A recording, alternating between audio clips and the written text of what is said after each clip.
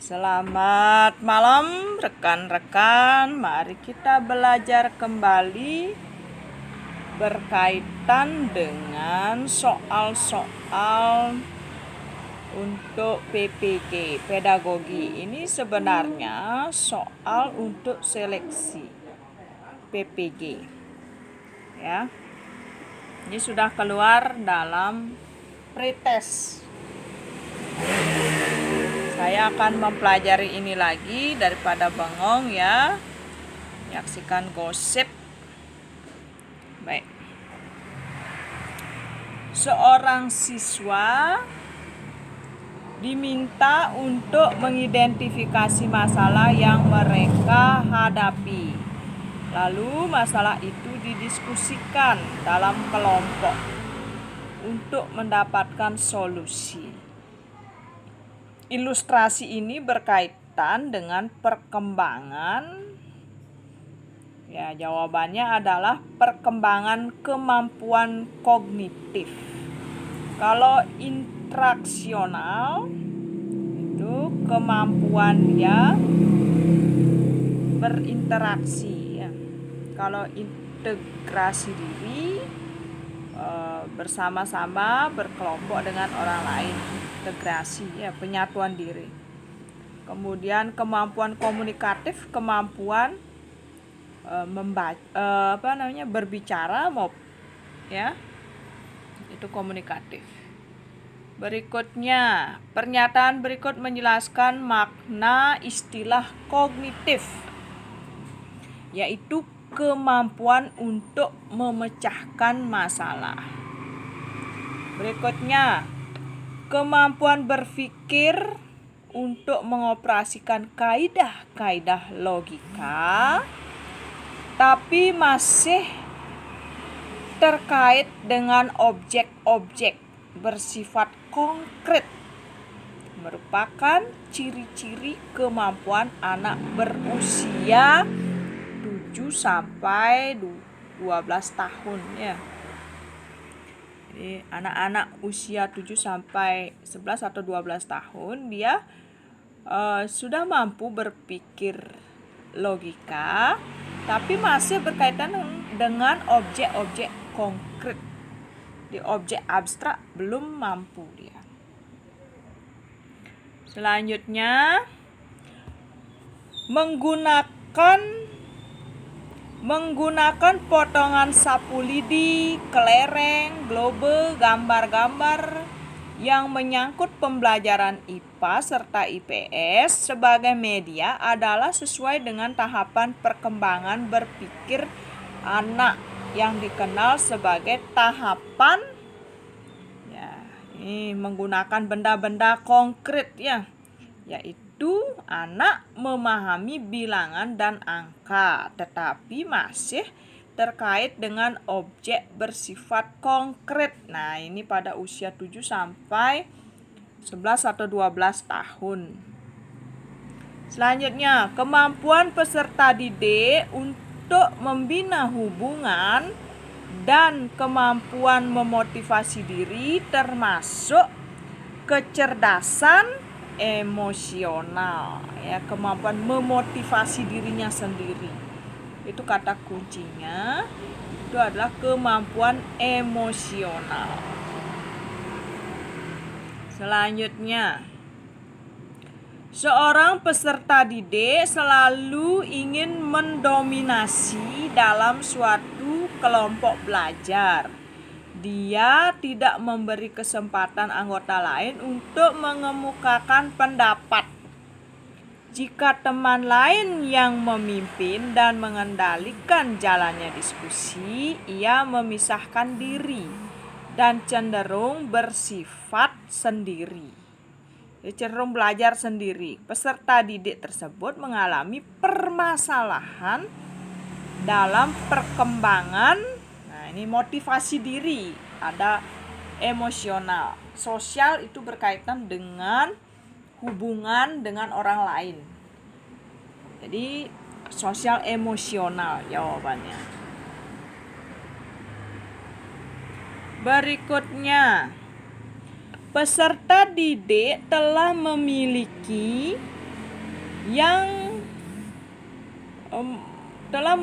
moralitas benar-benar diinternalisasikan dan tidak didasarkan pada standar-standar orang lain. Dia mengenal tindakan moral alternatif, menjajaki pilihan-pilihan, dan kemudian memutuskan berdasarkan suatu kode moral pribadi. Hal ini merupakan contoh perilaku moral spiritual pada tahapan penalaran pasca konvensional. Ya, tidak didasarkan pada standar-standar orang lain. Tuh. Ini sudah tingkatannya lebih tinggi dia. Berikutnya, individu memandang apa yang diharapkan oleh keluarga, kelompok masyarakat, dan bangsa serta setia mendukung aturan sosial bukan hanya untuk ketenangan tetapi didasari sebagai suatu yang berharga. Ini penghargaan terhadap orang lain. Jawabannya sama ya. Itu pasca konvensional. Mengapa demikian? Karena ini sudah berkaitan dengan orang lain. Standar-standar tentang orang lain. Memaksimalkan kegiatan ekstrakurikuler, melakukan rekreasi dengan guru, dan melakukan kegiatan informal lainnya memiliki fungsi untuk mengatasi kesulitan dalam hal menciptakan hubungan baik. Jadi ini sebenarnya kesulitan-kesulitan yang dihadapi dalam memaksimalkan hubungan dengan orang lain. Ya, jadi menciptakan hubungan yang baik. Berikutnya, seorang peserta didik merasa kurang bersemangat pada jam usai pembelajaran. Dia bahkan lebih senang tinggal di sekolah sampai sore. Petugas kebersihan sekolah sampai menyuruhnya pulang. Ini ada tipe siswa seperti ini. Karena matahari hampir tenggelam, kan tidak enak melihat siswa selalu berada di sekolah. Seperti itu. Peserta didik tersebut dicurigai memiliki hambatan pengembangan potensi berupa faktor. Jadi yang menghambat potensinya itu, kalau ada siswa yang lebih suka di sekolah dibandingkan di rumah, itu ada faktor keluarga atau lingkungan masyarakat di mana ia tinggal. Itu kesulitannya ya, yang menyebabkan dia selalu ada di sekolah. Berikutnya, seorang peserta didik mampu mendengarkan informasi yang disampaikan oleh guru, tetapi pada saat ditanya, ia tidak mengerti apa yang ia dengar. Nah, ini ada kasus seperti ini. Jadi siswa ini sepertinya dia melihat manggut-manggut. Nah, ternyata dia tidak mengerti apa-apa ketika ditanya. Peserta didik tersebut mengalami kesulitan atau gangguan dalam hal simbolik. Jadi ada simbol-simbol yang tidak bisa dia pahami. Ya, ada simbol-simbol yang menyebabkan dia tidak mengerti, padahal dia mendengarkan informasi itu. Seperti itu. Baik, berikutnya, perbedaan antara konseling dengan wawancara terletak pada maksud dan tujuan. Tujuan konseling adalah membantu siswa agar dapat mengatasi kesulitan belajar. Itu yang utamanya ada guru BK di sekolah. Di mengatasi kesulitan belajar. Siapa tahu ada permasalahan antara guru dengan siswa, nanti guru BK yang membantu memediasi, atau ada kesulitan, ada permasalahan antara orang tua dengan siswa sehingga menimbulkan kesulitan dalam belajar, maka perlu konseling itu dilakukan untuk mengetahui apa yang menjadi permasalahan anak. Tuh. Baik, berikutnya. Teori ini memandang belajar sebagai hasil dari pembentukan hubungan antara rangsangan dari luar dan balasan dari siswa. Ini stimulus respon istilahnya. Semakin sering hubungan antara rangsangan dan balasan terjadi, maka akan semakin kuatlah hubungan keduanya. Teori belajar yang dimaksud adalah teori belajar behaviorisme. Behavior, ya. Di stimulus respon itu terkenal dengan behavior. Lanjut. Di dalam proses pembelajaran, para siswa dihadapkan dengan situasi di mana ia bebas untuk mengumpulkan data, membuat dugaan, mencoba-coba atau trial and error, mencari dan menemukan keteraturan pola, menggeneralisasi atau menyusun rumus beserta bentuk umum, membuktikan benar atau tidaknya dugaan itu. Hal ini merupakan penerapan dari teori belajar konstruktivisme. Ya, jadi mengkonstruksi, mencoba-coba. Itu konstruktivisme. Menurut teori ini, peran guru dalam pembelajaran adalah sebagai fasilitator, motivator, dan memberikan kesadaran mengenai makna kehidupan pada siswa. Teori belajar ini berusaha memahami perilaku belajar dari sudut pandang pelakunya, bukan dari sudut pandang pengamatnya. Teori belajar ini adalah teori humanistik. Ya, jadi teori kemanusiaan ini yang ada pada abad 21. Tuh. Lanjut.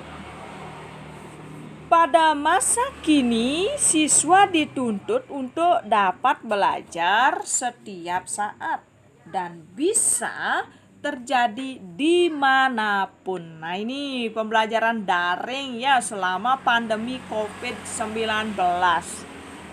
Hal ini terjadi karena kemajuan teknologi yang memungkinkan belajar jarak jauh dalam jaringan atau online. Pernyataan di atas sejalan dengan teori cybernetik. Cybernetik. Ini juga terjadi ya teori belajar ini pada abad 21. Lanjut, ini nomor 17. Pendapat yang menyatakan bahwa pengetahuan atau pengalaman yang baru dapat terkait dengan pengetahuan lama yang sudah ada di dalam struktur kognitif seseorang adalah teori belajar. Ini pendapat yang menyatakan bahwa pengetahuan atau pengalaman yang baru dapat terkait dengan pengetahuan lama. Jadi dari di sini dia akan membangun sebuah struktur penalaran di dalam pikirannya, yaitu teori kognitif. Kognitif, membangun penalaran. Lanjut. Tujuan pembelajaran yang menggambarkan proses dan hasil yang diharapkan dicapai oleh peserta didik sesuai dengan kompetensinya dimuat dalam. Nah, ini tujuan pembelajaran yang menggambarkan proses dan hasil yang diharapkan dapat dicapai oleh peserta didik sesuai dengan kompetensinya dimuat dalam RPP. Jadi dalam RPP guru akan merumuskan, yang pertama dia harus merumuskan indikator pencapaian kompetensi. Yang kedua, guru harus membuat rumusan tujuan yang terdiri dari A, B, C, D. A itu audience, B, behavior, C, condition, D, degree. Jadi A, B, C, D. Ini semua itu harus ada dalam tujuan. Tujuan itu ada dalam RPP. Lanjut. Komponen rancangan pelaksanaan pembelajaran terdiri dari, nah ini kalau komponennya berupa berupa RPP sebelum daring. Ya, kalau daring satu lembar tentu tidak memuat semua ini. Jadi walaupun dibuat di lampiran. Jadi hampir sama sebenarnya komponen RPP itu harus terdiri dari, yang pertama itu ada identitas. Entah itu identitas sekolah, identitas siswa yang diajarkan, maksudnya kelas apa, jam berapa jam, kemudian materi secara pokok dulu disampaikan, berapa pertemuan. Nah, itu identitas. Selanjutnya memuat kompetensi inti. Lalu kompetensi dasar. Nah, setelah kompetensi dasar, di bagian keempat itu ada indikator. Di bagian kelima ada tujuan pembelajaran. Setelah tujuan ada materi pelajaran. Jadi uraikan sedikit ya. Nanti dikembangkan lagi materi ini dalam bentuk bahan ajar. Kemudian metode. Setelah memilih materi, menuangkan materi dari KD ke bahan ajar, metodenya akan diajarkan dengan metode apa. Selanjutnya media pembelajaran yang digunakan apa. Selanjutnya sumber belajar. Nah, ini sumber belajar, seorang guru harus mampu mengembangkan materi. Oleh karena itu, disinilah potensi guru profesional harus ditunjukkan. Ya, jadi guru yang sering membaca buku-buku lain atau penelitian-penelitian, dia akan menuangkan dalam bentuk bahan ajar. Nah, bahan ajar itu bisa dalam bentuk modul, ya, bisa dalam bentuk buku yang dicetak. Ya, langkah baiknya nanti itu dicantumkan dalam sumber belajar. Sumber-sumber buku yang dikutip juga dicantumkan. Ya. Jadi sumber belajar itu ada berupa orang, manusia, ada berupa pesan, ada berupa teknik. Nah, itu ya banyak. Nanti kita ulas lagi di materi-materi berikutnya. Selanjutnya, setelah ada sumber belajar, dituangkanlah langkah-langkah pembelajaran. Apakah dia menggunakan model discovery learning?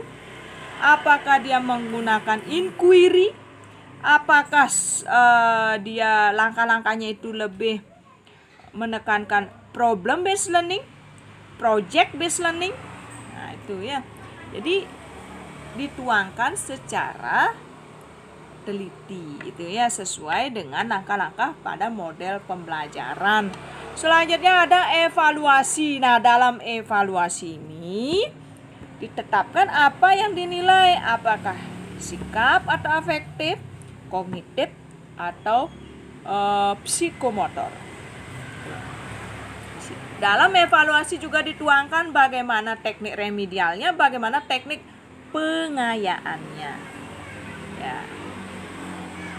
Lanjut.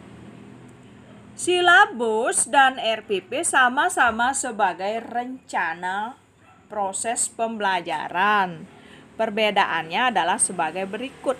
Silabus berisi kompetensi dasar, sedangkan RPP mengarahkan kegiatan belajar untuk mencapai kompetensi dasar.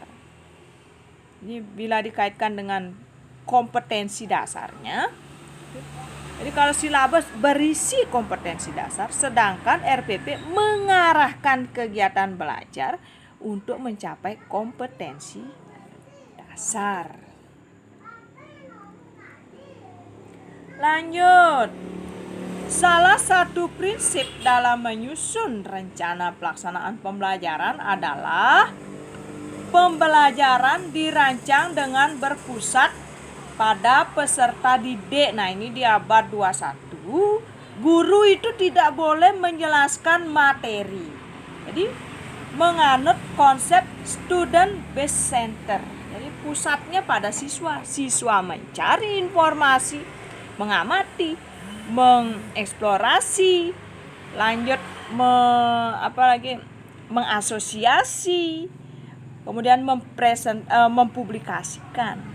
Itu ya. Jadi itu pembelajaran abad 21. Selanjutnya, perhatikan komponen dari RPP untuk mata pelajaran Bahasa Indonesia sebagai berikut. Nah, ini ada di kisi-kisi nih. Ya. Komponen dasar. Kompetensi dasar mengenal kegiatan musyawarah. Indikator menyebutkan 2 ciri kegiatan bermusyawarah. Nah, ini indikatornya kalau dilihat dari KKO-nya ini adalah C1. Ya, level kognitif 1. Lanjut, tujuan pembelajarannya adalah setelah pelaksanaan pemilihan ketua kelas, siswa dapat menyebutkan 2 ciri kegiatan bermusyawarah dengan benar. Berdasarkan komponen-komponen RPP tersebut, prinsip digunakan adalah keterkaitan dan keterpaduan. Terkait dan terpadu. Terkait materinya dan secara holistik terpadu peristiwa yang dialami siswa dengan materi itu. Beda ya. Kalau terkait itu saling berhubungan, kalau keterpaduan menyatu. Jadi peristiwa pembelajaran itu menyatu dengan peristiwa kehidupan. Ya. Lanjut. Benjamin S. Bloom mengembangkan ranah kognitif dengan urutan berikut. Nah, ini ingatan, pemahaman, aplikasi, analisis, sintesis, dan evaluasi. Berarti ini pengembangan ranah kognitif, taksonomi Bloom, revisi Anderson. Ya, jadi ini yang terbaru ini.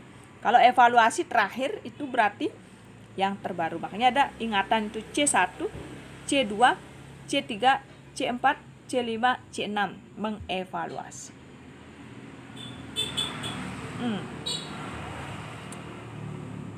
Mencipta mana mencipta? Ini pasti belum direvisi oleh Anderson ini.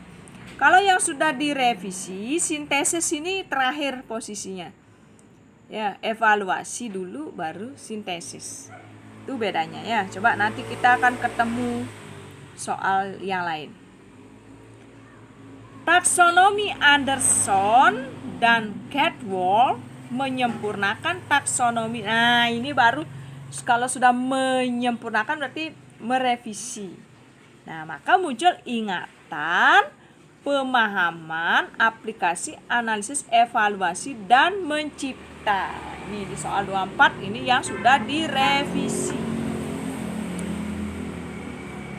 Jadi mencipta diubah dari sintesis itu mencipta, tapi artinya hampir sama ya. Nomor 25. Model pembelajaran yang mempunyai keunggulan antara lain berpikir dan bertindak kreatif, memecahkan masalah yang dihadapi secara realistis, merangsang perkembangan kemajuan berpikir siswa untuk menyelesaikan masalah yang dihadapi dengan tepat adalah model pembelajaran problem based learning. Problem solving ya, kalau ada problem based learning boleh ya, tapi ini problem solving. Jadi solving itu penyelesaian masalah. Kalau role playing itu sebuah teknik. Inquiry penemuan.